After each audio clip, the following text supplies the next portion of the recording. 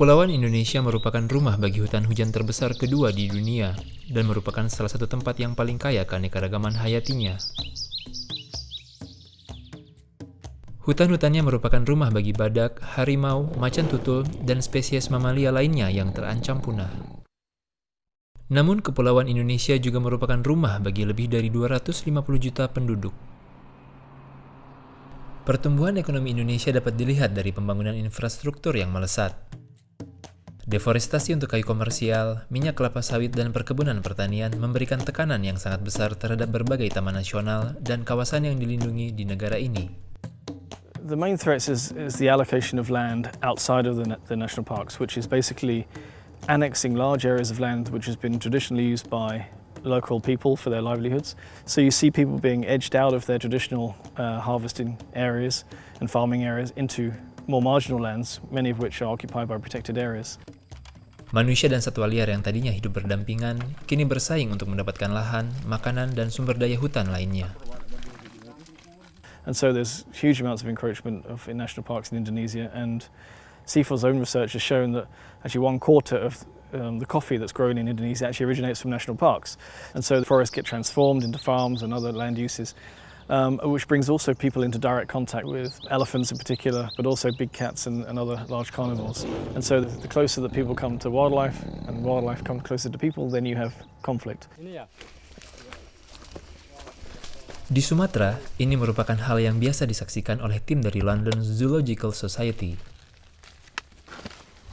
Lihat lensanya, Bro. Mereka telah memantau populasi harimau di Taman Nasional Berbak selama 4 tahun.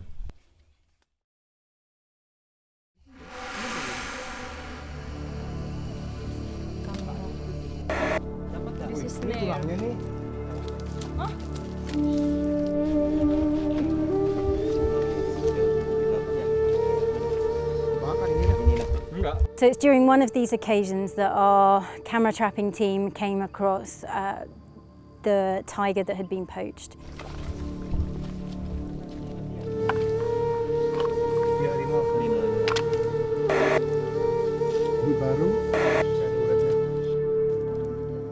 Originally, we thought that the tiger had been a victim of an intent poaching. So that means that a snare was set out particularly for tigers, and that the tiger had been poached, and whilst in situ, they took the bits that were actually worth the value. So they would have taken the pelt, they would have taken the paws and the teeth, most likely the head.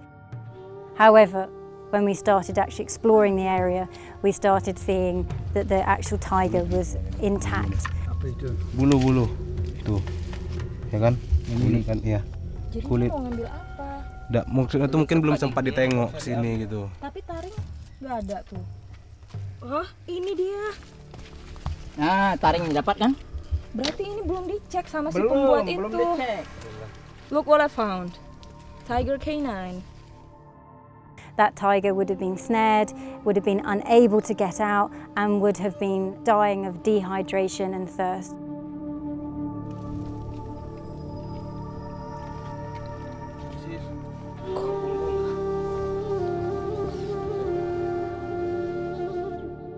You would have also seen the scratch marks. It's a horrible way for a tiger to die. Menurut ilmuwan dari Center for International Forestry Research, insiden seperti ini kemungkinan besar akan meningkat kecuali bila teman-teman nasional dapat memantau populasi keanekaragaman hayati dengan lebih baik. Each of these animals tends to have a really defined territory, and so once you've determined that territory, you can pretty much manage your national park to avoid those conflict situations.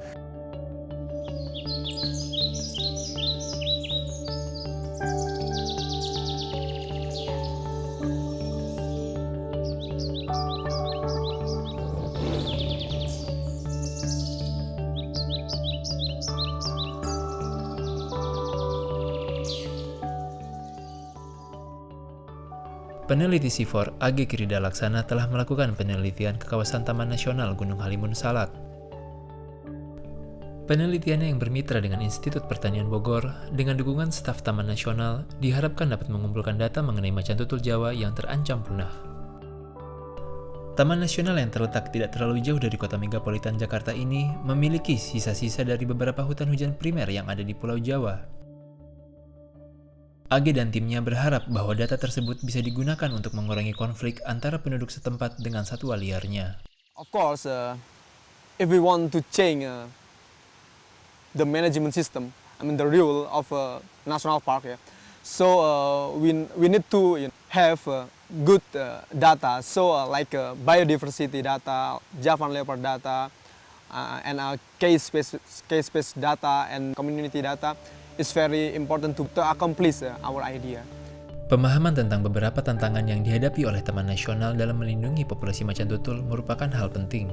Setelah adanya perluasan, kita memang punya tantangan yang sangat besar karena lebih dari 300 kampung ada di dalam dan sekitar kawasan, dan di dalamnya terdapat lebih dari 100.000 jiwa. Paling utama yang sangat berpengaruh besar adalah deforestasi, karena deforestasi itu mempersempit habitat mereka. Dengan begitu otomatis mempersempit juga wilayah ruang mereka untuk hidup, untuk mencari makan, untuk berkembang biak.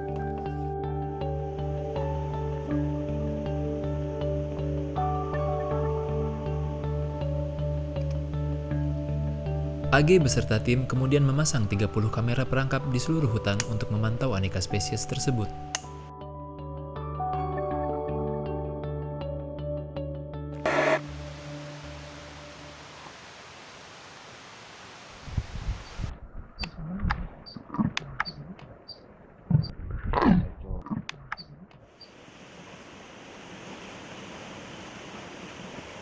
Hasilnya mengesankan.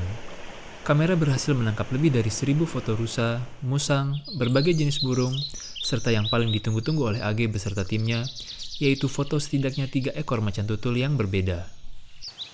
After I set up the camera and I check the result, yeah, and I saw the leopard picture, yeah, I was very happy, very happy. Namun macan tutul memiliki teritori yang luas berukuran sekitar 10 km persegi. Jadi sampai dengan 3 ekor macan tutul di satu area kecil dapat menyebabkan masalah di masa yang akan datang. Because of the leopard is top predator is in a food chain system, mechanism, yeah. I think it's too much, yeah. If we compare with the prey, like deer, like mouse, like civet, yeah. We assume that the condition of the ecosystem is not balanced yet. So the leopard tend to find another place to find the meal or the food, ya. Masyarakat di sekitar Taman Nasional Halimun telah melihat lebih banyak macan tutul di area tersebut. Pernah ada macan tutul ya masuk kampung, mengambil itu kambing, ya, kambing masyarakat di sini. Sebabnya macan tutul datang ke kampung itu mungkin kurang makanan di hutan, ya. Saya nggak mau atau misalnya ada masyarakat memburu satwa-satwa yang ada di hutan, ya mungkin dampaknya itu masuk ke kampung. Ya terpaksa mungkin walaupun gimana itu macan tutul makan punya masyarakat di sini. Usaha mencari cara untuk melindungi macan tutul sambil memenuhi kebutuhan masyarakat setempat akan selalu menjadi tantangan. AG berharap bahwa penelitian ini akan membantu taman-taman nasional untuk lebih efektif dalam mengurangi konflik antara manusia dan satwa liar. Berikut ini salah satu contoh yang telah dilakukan oleh Taman Nasional untuk mencapai tujuannya. Kita membentuk yang namanya model kampung konservasi, di mana di model kampung konservasi tersebut masyarakat bekerja bersama-sama dengan Taman Nasional untuk menjaga kawasannya. Kita berusaha juga untuk mencoba memperbaiki taraf perekonomian mereka sehingga mereka mempunyai pilihan dalam mata pencarian mereka, sehingga ketergantungan terhadap sumber daya alam di dalam kawasan hutan itu sedikit demi sedikit akan terkurangi. Selama habitat mereka bagus, saya pikir tidak akan ada konflik yang terjadi antara satwa liar dengan masyarakat sekitar. Meskipun pemerintah melakukan berbagai usaha untuk mengurangi deforestasi, masih diperlukan lebih banyak lagi penelitian dan sumber daya untuk memastikan bahwa taman-taman nasional Indonesia terlindung di masa mendatang. It's all very well having these parks on paper, but in practice it's very difficult to have the funds to enforce the regulations which control access and protect the biodiversity within the parks themselves.